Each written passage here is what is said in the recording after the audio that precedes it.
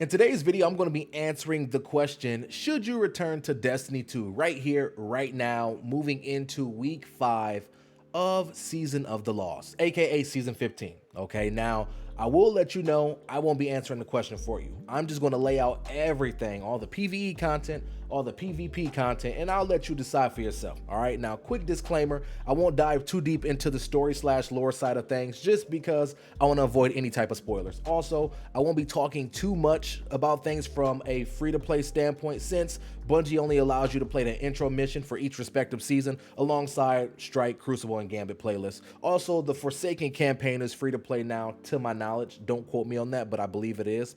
Also, Forsaken is where D2 is reborn, so make sure you go check that out. Anywho, in terms of PvE, let's discuss.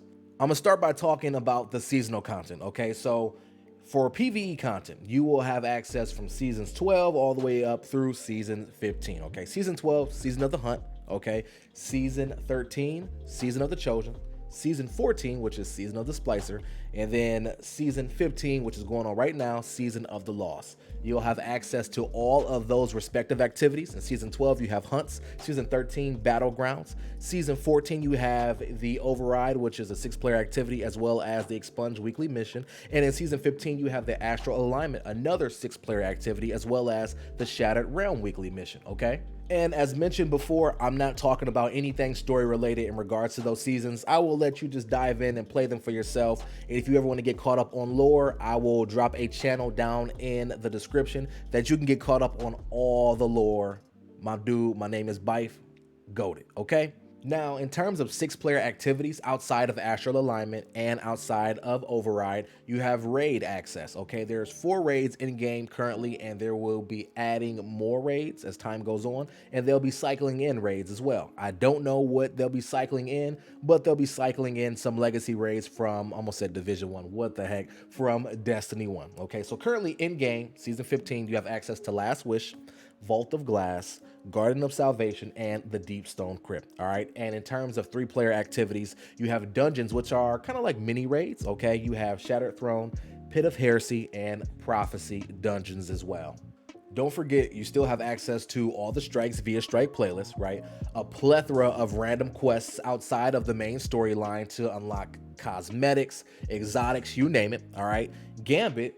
Now, if Gambit's your thing, I don't know if anybody actually plays Gambit for pleasure. If you do, you might be a loony. I don't know. I know I don't, right? Overall, just a ton of content on the PvE side, okay? If you list out everything I just said, I said maybe 20 total things that you can go ahead and you can dive into, whether if you do solo content or if you want to do team-based stuff using LFGs, Discords, social media to connect with people, whatever the case may be, you have access to that stuff. Again, if you purchase it via season passes, so on and so forth. And look, I'm making this video with the assumption that you're willing to spend a couple dollars on content drops, season passes, things of that nature, okay? If you are not, and you're looking to solely be a free-to-play player, then I apologize. This might not be the exact video for you. You might be able to cut this video off after you pass that 1-minute mark when I was talking about what you had access to in a free-to-play sense, right? So I apologize for wasting your time. But if you're willing to spend a couple dollars, keep watching. Now, let's go ahead and switch gears here over to the PvP content, okay? Now, although there isn't really anything new, several things have been adjusted if you've been away for a little while, okay? Stasis is a huge one that is not as disruptive as it used to be. Yes, it's annoying to get frozen from time to time, or it's annoying for somebody to shatter dive you and you instantly die, even if you have a super activated. Like, that's still frustrating, and I'm sure Bungie's going to tune those things, but it's not as bad as it was on launch, okay? Also, the meta has been balanced a lot more, so you see a multitude of different weapons being utilized. You see SMGs, hand cannons, GLs, pulses, scouts, you name it, okay? I get killed by different guns almost every Crucible match, and I'm actually happy about that. Where before, a year ago or a year and a half ago, it was Recluse, it was Mountaintop, you name it, right? Now, that isn't so much the case. Casual play is actually nice now that skill-based matchmaking is gone, right? You do get stomped out from time to time, I will openly admit that, but you can also do the stomping too, okay? I do have a lot of Crucible matches that end in mercies for either our team or the opposing team. I will openly admit that, but those games that are in the middle where we have two crazy fraggers and the other four players are decent, right? And the same thing with the opposing team. They have two fraggers and then the other four are kind of chill. Those matches are fun because you have to play off of your teammates more, right? You have to play a little bit more strategic, and those games can, again, be pretty entertaining. And lastly, know that competitive play is becoming more of just that, okay? Bungie has been tinkering with trials as of recently to make it more accessible for everybody, okay? Now more people are becoming flawless now than ever, and the player pool has skyrocketed, okay? Everybody gets a chance to be competitive in their own right, and it's a beautiful thing. I will openly admit that is beautiful, right? Bungie is nowhere near done with making these adjustments. Know that they're doing some things right now in the community that, or not in the community, but in the game that the community is kind of split on. But I know Bungie will try to right this wrong or try to rectify this civil war or whatever you want to call it. Know that Bungie isn't done and they're just fine tuning things, and they're doing it through trial and error, which honestly I respect, because look, how else will Destiny be its best self? You know what I mean? Now, shifting gears here, I want to talk about the new things that have either came to Destiny or that will be coming to Destiny very soon, okay? Now, know that loot is no longer stingy across playlists, especially with the vendor reworks that have been launched just about everywhere, okay? So Zavala, Shaxx, even Saint 14 over running Trials of Osiris, they all have level up systems that give you nice rewards just for playing and just for completing bounties, which is amazing. That is amazing in its own. I mean, I would have never dreamed of a world where you can get Trials of Osiris loot, I mean quality loot, without ever becoming flawless. Like, it's incredible. It's incredible, okay? Also know that Bungie launched their BattleEye anti-cheat here in Season 15, and it went live as of September 10th. So for my PC players, you guys are a bit more protected against cheaters. I have not heard about really any cheaters. I mean, I'm sure that they're still in the game and they're just cloaking themselves, but the amount of cheaters that were prominent and reigning supreme in trials and in competitive play have been severely diminished, right? BattleEye is thriving right now, and Bungie, kudos to you all for making this work, all right?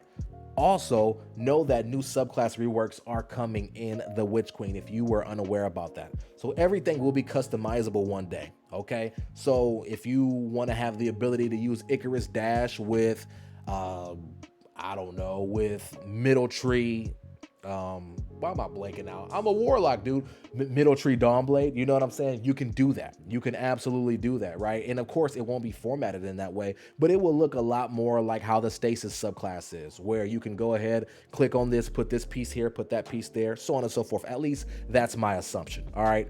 Also, beyond that, crafting is coming too, okay? A crafting system will be in play coming when the Witch Queen drops. Also, those new subclass reworks will be beginning when the Witch Queen drops as well. Don't know if I mentioned that. If I did, I'm just reiterating that point.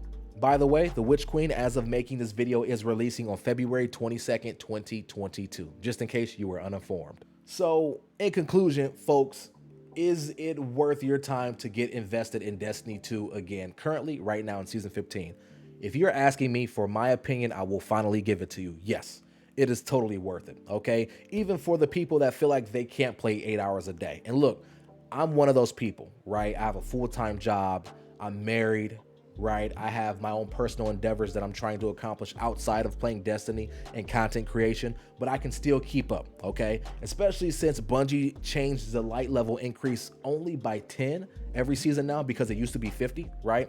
Now, I believe it's still 50 or it's still more than 10 whenever a big expansion drops. So when the Witch Queen drops, I believe that light level increase will be higher. I could be wrong. Don't quote me on that, but that's my assumption.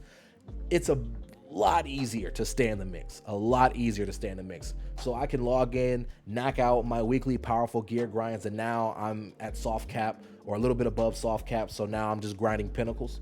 I can log in, do that, and then go about my business. You know what I mean? I can do that now. I don't have to commit 8 hours a day like back when I was in high school or college. Wow, I'm getting old and Destiny's been around for a while. But you guys know what I'm saying. You don't have to dedicate that high amount of time anymore to stay relevant in Destiny 2. I mean, look, this game is like a fine wine. It only gets better with time, and I encourage you all to experience this. I really think Destiny will only continue to become more and more beautiful as time goes on, and 2022 might just be the beginning. So folks, hopefully this video helped clear up your decision if you want to get into Destiny now, or if you do not.